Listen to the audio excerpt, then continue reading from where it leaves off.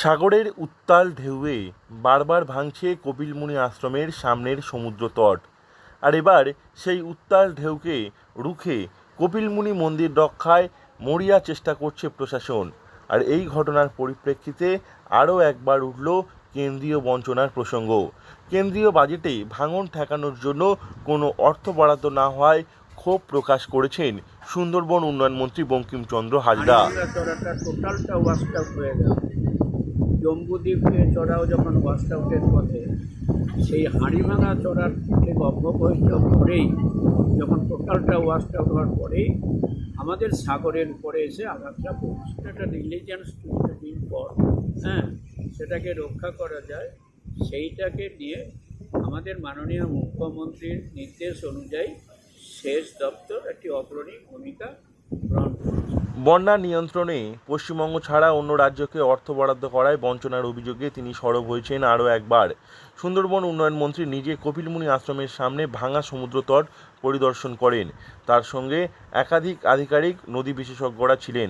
সমস্ত কিছু পরিদর্শন করার পর তিনি জানিয়েছেন, সমুদ্রের মাঝে থাকা বেশ কিছু চর জলের তোড়ে নষ্ট হয়েছে, আর তার ফলে ঢেউ সরাসরি এসে সাগর দ্বীপে লাগছে, আর যার ফলেই এই ঘটনা ঘটছে। দপ্তরের আধিকারিকরা প্রাথমিক পর্যায়ে আজকের এসছেন, যারা এই নদীকে নিয়ে যারা গবেষণা করেন, যারা রিসার্চ করেন, তাদের মধ্যে দুজন এসছেন। এবং আপনারা জানেন যে এবারে যে কেন্দ্রীয় সরকারের যে বাজেট হলো, সেই বাজেটে পশ্চিমবাংলার বন্যা নিয়ন্ত্রণের ব্যাপারে তারা একটাও টাকা অ্যালটমেন্ট করে।